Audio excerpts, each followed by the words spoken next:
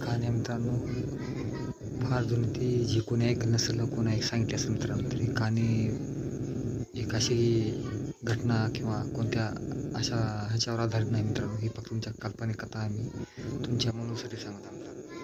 ना कोण कधी ऐकली असेल, ना कोण कधी सांगितली असेल मित्रांनो. काल्पनिक कथा कोणत्या गोष्टीची काही संबंध नाही मित्रांनो. मी फक्त तुमच्या मनोरंजनासाठी कहाणी सांगत आहे मित्रांनो. तर चला मित्रांनो, ही कहाणी आपण सुरुवात करूया. तर तयार आहात का आपण मित्रांनो? तर चला मित्रांनो, तर ही कहाणी आहे मित्रांनो एक जुन्या गरीब घरात राहणाऱ्या एका ग्रस्ताची मित्रांनो, जी की प्रत्येक वेळेस आपल्या कामामध्ये व्यस्त होता मित्रांनो, आणि आपल्या कामामध्ये जास्त वेळ घालत होता. तो जीवनामध्ये प्रत्येक वेळेस यश प्राप्त करण्यासाठी मेहनत करत होता मित्रांनो, आणि तोच यश त्याला एक घातक ठरला मित्रांनो. ते की त्याचे जवळचेच कोणतं मित्रांनो त्याला काटा धरत होतो मित्रांनो, आणि त्याचा काटा काढायच्या पाठीमागे होतो मित्रांनो. मग हे त्याला कळायला लागले मित्रांनो. तो यशस्वी होण्यासाठी भरपूर प्रयत्न करत होतो मित्रांनो. त्याचीच बायको त्याच्या घात करण्यासाठी बसली मित्रांनो. त्याची बायको बाहेर प्रत्येकासमोर संबंध स्थापित करायची आणि नवऱ्याचा काटा काढण्यासाठी प्रयत्न करायचे मित्रांनो. तर मग जेव्हा त्याला कळालं मित्रांनो ही गोष्ट, तो चलबिचल झाला मित्रांनो. असं कसं होऊ शकतं? ही बायको, जिला मी जीवन संगीत समजत होती, माझा काटाच काढणार? तर मित्रांनो, ह्या गोष्टीवर दोघात हमेशा भांडण होत झालं मित्रांनो. मग हमेशा तो बायकोच्या चरित्रावर संशय घ्यायचा आणि मारत होता मित्रांनो. आणि ती बायको त्याची ऐकत नव्हती मित्रांनो, आणि बाहेर जाऊन बसायची, आणि माय त्याची हमेशाच पुरले झाडचं कुठे आणि पैसे खायचे मित्रांनो. म्हणजे हे दलालीपणा चालू होता मित्रांनो मालिकेचं हमेशाच. मग तिला अचानक नोकरी लागली मित्रांनो. नोकरी लागून मग माय कामाला काय फायदा? बिना नोकरीस तुला पैसे भेटतात, 10 माणसाकडे जा आणि पैसे कमी, तुला नोकरीची गरज नाही. मग हे सांगत होती मित्रांनो माहितीला.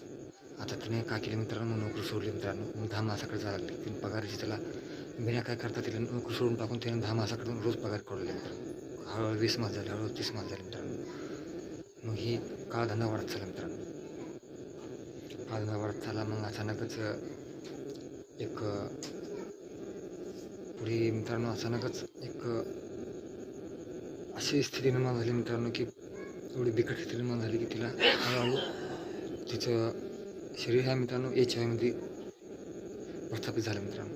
आणि ती HIV ग्रस्त म्हणून रोग म्हणून ही झाली मित्रांनो, हिट झाली. मग जेव्हा झाल्याच्यानंतर पुन्हा मग अचानक कोण जवळ येणं गेले मित्रांनो, आणि अचानक एक दिवशी सोडून ती मारली गेली मित्रांनो. ही गोष्ट इथं थांबल्या मित्रांनो. ह्याच्या पुढे अजून कहाणी समजेल. हा माणूस पुढे जीवनात सक्सेस होत चालला मित्रांनो, आणि असा सक्सेस होत चालला मित्रांनो की सगळी दुनिया ह्याची कदम म्हणजे एवढं यशस्वी होत चालला मित्रांनो की विचारू नका मित्रांनो.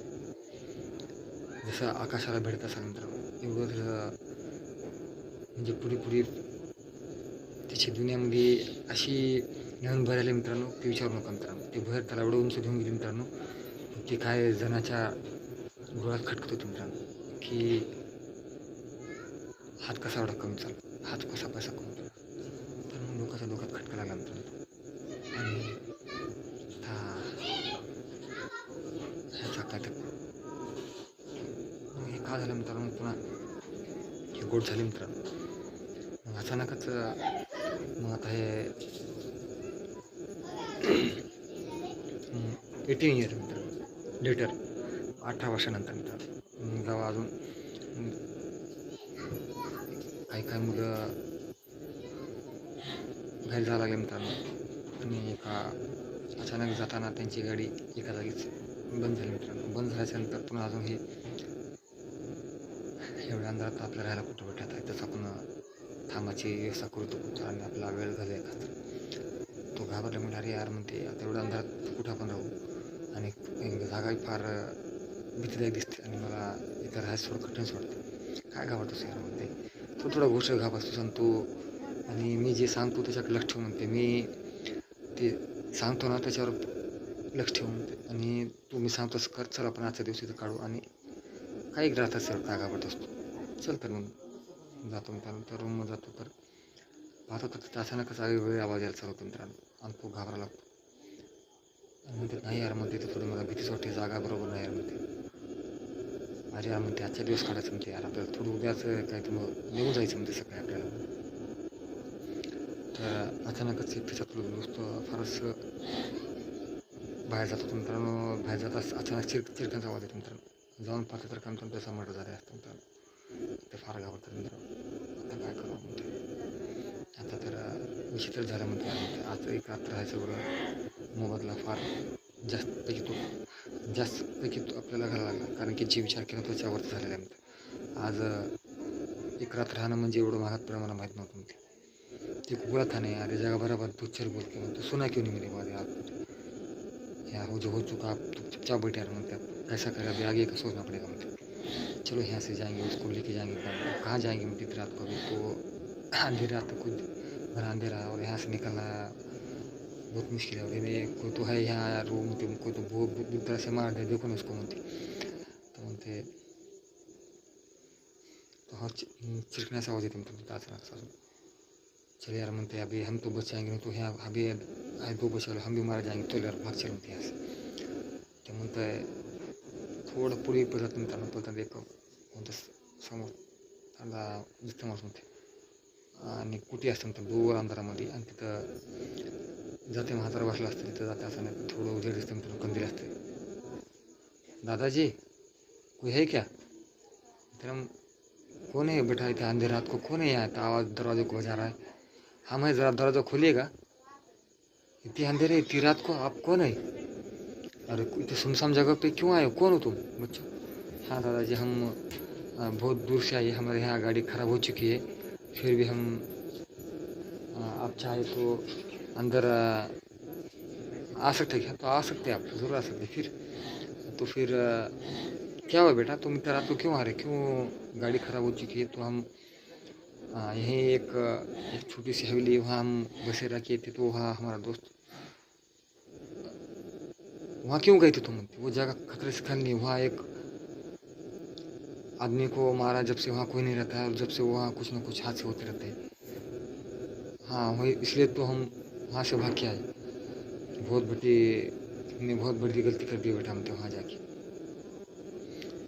तुम एक काम करो मुझे तुम अभी आज के लिए तुम अभी बाहर निकलना जान से ज़्यादा खतरा नहीं क्योंकि मेरे इस घर में मैंने पहले से वो रूम तक नहीं आ सकती वो रोज़ क्योंकि हम रूम में वो एक महाराज को बोल के कुछ न कुछ यहाँ तंत्र विद्या का ये किया है और उसकी रूह अंदर नहीं आ सकती बच्चों अब तुम बाहर जाओगे तुम मारे जाओगे तुम आज के लिए यहीं रहो और सवेरे होने का इंतज़ार करो दोस्तों तो म्हणते अच्छा दादाजी म्हणते मी का करते मित्रांनो दोघं मित्रांनो झोपेच्यानंतर मग स्वप्न पडते म्हणतात त्याच्यातून एका स्वप्न पडते म्हणते तुम मेरी अगर मुझे बहुत सुंदर सपना देते मित्रांनो तुम मेरी अगर मदद करोगे तुम दोनों बचोगे म्हणते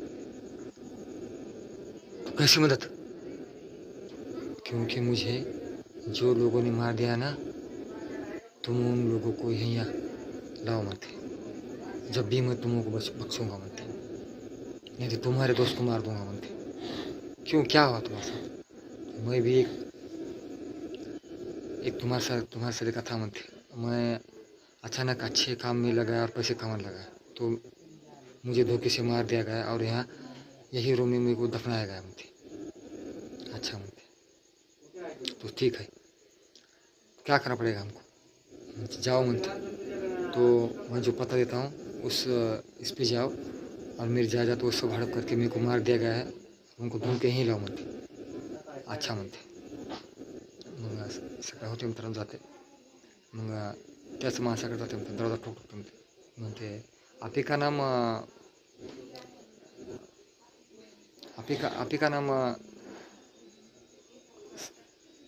नाम सतमाराम है क्या म्हणते म्हणजे सॉरी मित्रांनो अजय जी है क्या म्हणते हाँ म्हणते अजय जी और दीपक जी दोनों सेट का नाम ले म्हणजे दोनों आप ही है क्या मतलब सेट वहाँ जो पहले काम करता है वहाँ पे हाँ अच्छा क्यों क्या कोई दिक्कत क्या नहीं वो कुछ काम था आपके पास तो आप मेरे को कल मिल सकते क्या हाँ मिलेंगे ना, क्या काम था? मजाक नहीं बोलता वो। वहाँ पे कुछ काम था, वहाँ एक ज़रूर डील करनी है। वो वहाँ पे कुछ तो आपका उस घर में आपके कुछ तो दस्तावेज रह गए जो आपके नाम पे हैं। और वो बाकी की बात मैं वही आके तुमको बोलूँगा मत। अच्छा मत, ठीक है। तो कल वही आओगे मत, तो तुमको मैं सब रात आपको बोल दूंगा मत, तो ठीक है मत। तर मित्रांनो तिथे जाते मित्रांनो, तिथे जाते नंतर मग तिथं असा ना तिथं रोज आवाज असा तिचा, अरे बापरे कौन है? आवाज आवाज येतो म्हणते, कौन है कौन है? भूल गए क्या म्हणते? जो तुमने मुझे मारा था, मुझे माफ़ कर दो, मुझे माफ़ कर दो।